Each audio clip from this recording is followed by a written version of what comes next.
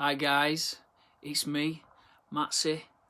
It's time for a fucking another Matsy Monday. Whoa, whoa, whoa. I wish it was Sunday. Fucking Sunday. Howdy. Hope you're well. Hope you're managing, coping, all that. The main thing is that you're healthy in body, because if you're healthy enough in body, the rest will hopefully follow on. But hope you're okay, seriously. I remember when I was younger. I'm really young. I mean, I'm 38, proper young. But I remember when I was young and I first read a book by a guy called George Orwell called 1984, and it's definitely the best fiction book that I've ever read. It changed my entire life. It changed my thinking and everything, and it kind of confirmed a lot of things that I suspected but didn't quite understand, right, and how it all works, etc. And I used to think sort of all of the songs that I used to write in my band, things that I used to think about, focus on, it were before social media. So a lot of my focus was on things like the New World Order, conspiracies, that basically anything that I felt powerless towards, I could point back at the man, sticking it to the man, because I just didn't know better.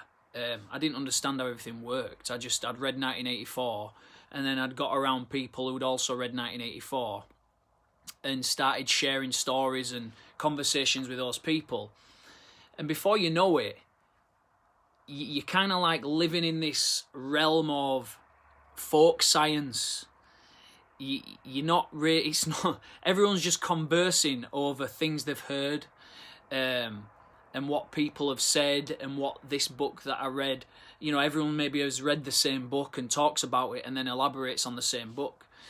And it kind of works in a little bit of a similar way now. Most people that I can see thinking in that kind of way, the New World Order mind frame, they think in terms that instead of all focusing around the same book, I'm not saying they don't read the same books or different books, they probably do, but the conversation all revolves around memes and headlines, which is even less content than what it used to be. And you got to remember that these headlines and memes, they're designed to attract attention, right? So they attract everyone's attention. They attract my attention. And a lot of them are funny and interesting. A lot of them have a lot of truth in them. But the reality of how the New World Order actually works, rather than there being, an elite group of people, like a round table of people that are controlling everything, which is what seems to be a lot of people's point of view. The reality beyond that is much more boring. It's much more boring, and the problem is reality often is much more boring. But when you follow the conspiracies, yes, they're interesting, and yes, they are designed to keep you, engaged and hooked and clicking and turning your pages and buying newspapers or whatever that form of media is.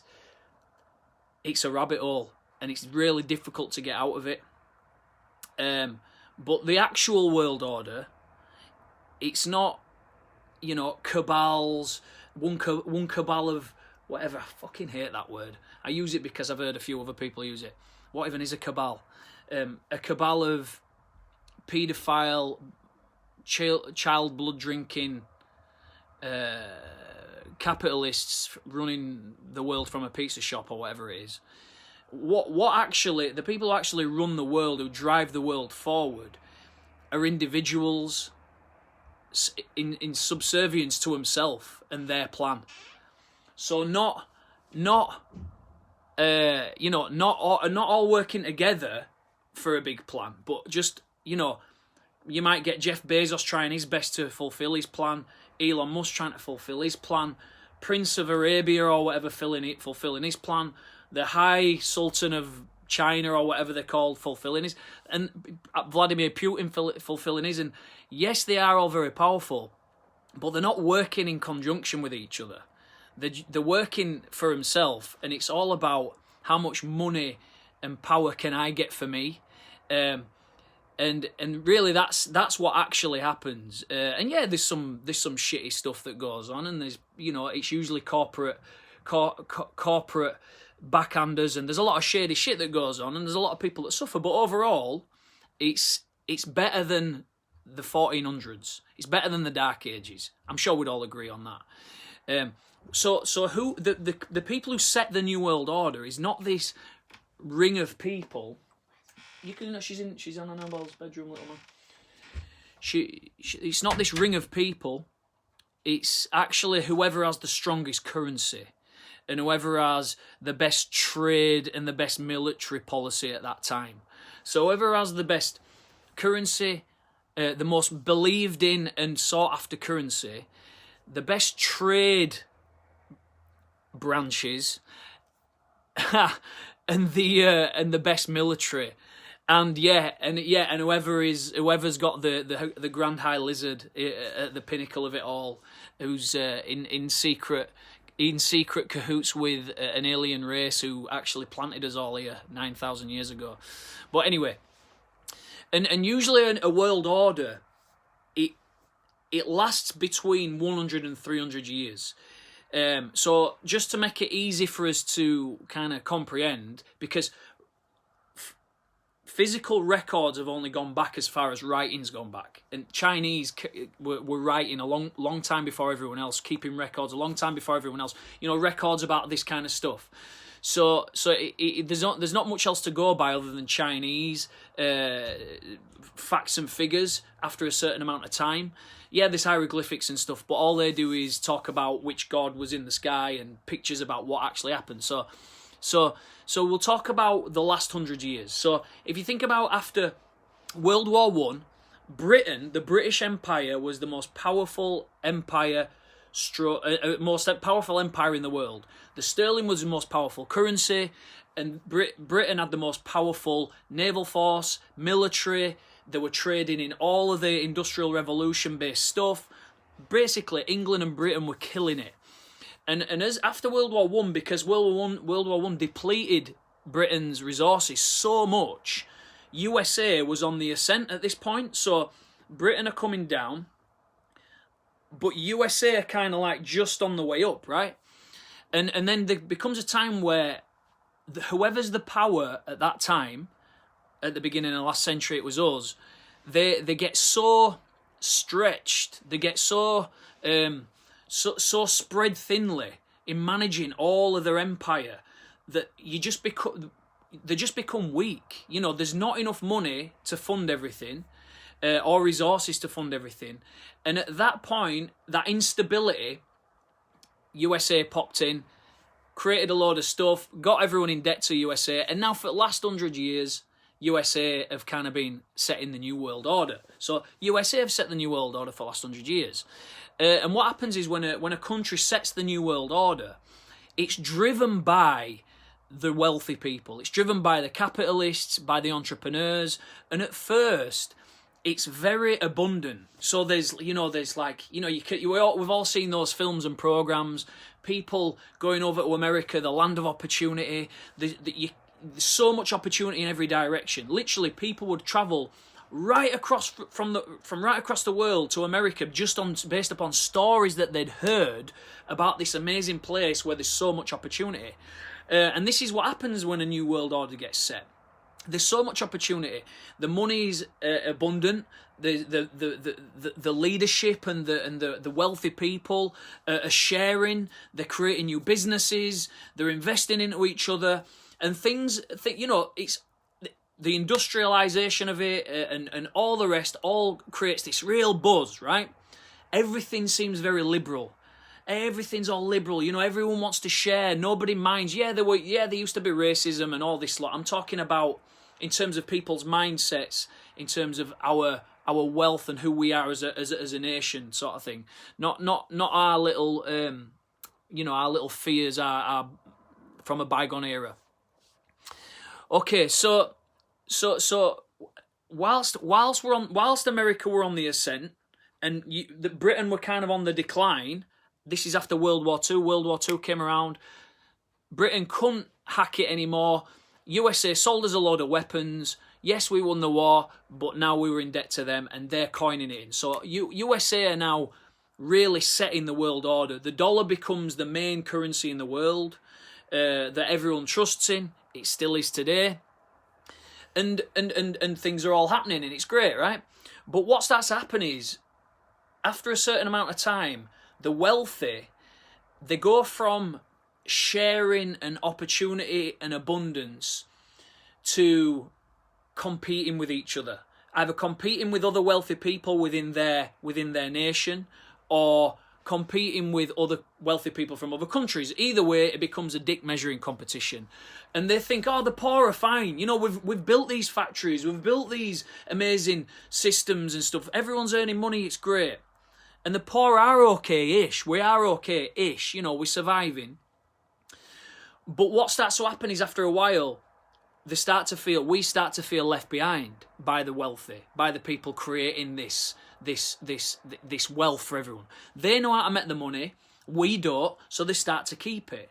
You know, they start to keep it for themselves and hoard it more. And what poor and the ones that people like us do is, we don't feel like we have any access to this world, and then it starts to fall apart, right? And we start to feel a bit resentful. So we start to feel resentful towards the wealthy. And the media, they exacerbate it because we always want someone to blame for our problems in life. So the media start to exacerbate it, you know, throwing little sticks of dynamite into it to create a little bit of friction, because that's what they do. That, you know, if it bleeds, it leads. They want to sell papers. So we start to get resentful. We start to blame the rich. The rich start to get resentful towards us, thinking we're ungrateful. You know, they've sacrificed so much to give us this factory. We're working in it. We're providing our family with a lifestyle, and we can't even be happy about that. You shut up, you poor little shit. I'm sick of hearing you whinging. Why don't you go start your own factory? You know, it gets a little bit like this. And it starts to become really conflicted. And then the wealth gap starts to get bigger. So as this country, let's say America, is hitting its peak, you know, say like 70s, 80s, 90s, absolutely smashing it by a mile, the most powerful nation on the planet by an absolute mile, it starts to get very, very fractious within that nation, right? And that liberalism that's so appealing to everyone at first, it's not as appealing anymore. And this is where conservatism comes in. You know, conservatism is boring and old-fashioned until it's needed. And then we need order, and this is what happens. So it becomes a little bit loose, people start to fall out and start to feel left out.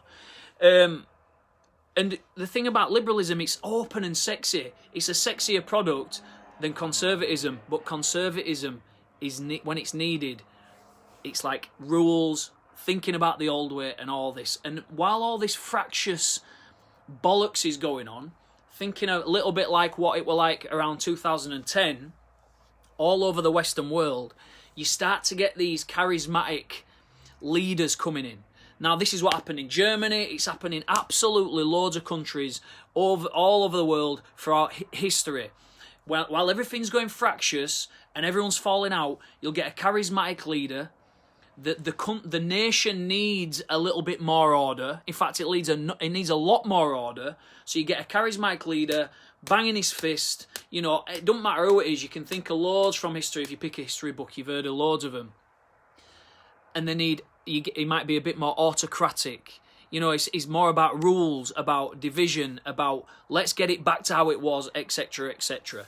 And you know, around 2015, just beyond that, we had Donald Trump getting voted into power, which you know massively obviously appeals most to the far right. You know, most people who believe in Donald Trump don't think that, but it 100% is. You know, Boris Johnson, what a fucking doiler he is. You know, he's another person. Brexit, people vote emotionally for these people, hoping that this autocratic and hardline new leadership will sort it out, and they never do. They never do. And how we manage the next steps will decide who creates the next world order beyond this, okay? So we're right at the pinnacle and we're dropping off a cliff now. The new world order, America are where we were at around the time when we were going into World War One. And China are on the ascent. Now, the best case scenario of all this is we manage it well. We learn to live with each other without falling out and all of this. And, you know, COVID's not helped, but this this situation where everyone feels a little bit like everything's so divisive at the moment, if we can get through this bit like grown-ups, the best case scenario is the West continues to ride the new world order, manages the situation. The world order what we've had for the last 100 years will carry on for another 100 or 200 years. But the worst case scenario is that, let's say, America fall into civil war, lose the mantle, which I doubt now because Joe Biden's in and that other girl, I don't know much about them, but it feels a lot safer with those two to me, you know. But the worst case scenario is America going into civil war, and then China, who are waiting in the wings, or Russia, but you know, probably China, they set the new world order, and that's it. You know, they don't enslave us and put us in batteries like in the Matrix. They don't put us in, you know, like the slaves from Africa with those things around our necks and lead us in lines and whip us to do stuff. Things just carry on. Us in the UK, we're all right, aren't we? You know, because we used to set the new world order and we don't anymore. The USA are, but we're still all right. So the worst case scenario is still okay. The reality is that the media and business drive all of the fractious. It's the media's business to basically sell papers and fucking plant seeds and get us to fall out. It's their business. It feels chaotic, but the reality is over the last 30, 40 years, all of the boats have risen. Everyone earns more money. Everyone's got more opportunity. Everyone's got more choice. Everyone's got more heat in their homes. Everyone's living longer. Everyone's more healthy. Literally, all of the boats have risen. So as awful as it feels sometimes, life, it actually isn't. It's just that we've just got to peel ourselves away from the memes and the headlines. We've got two options. You know, we've got the all of the problems that we've got were created a long time before this moment. So all we have to do is manage the next steps well.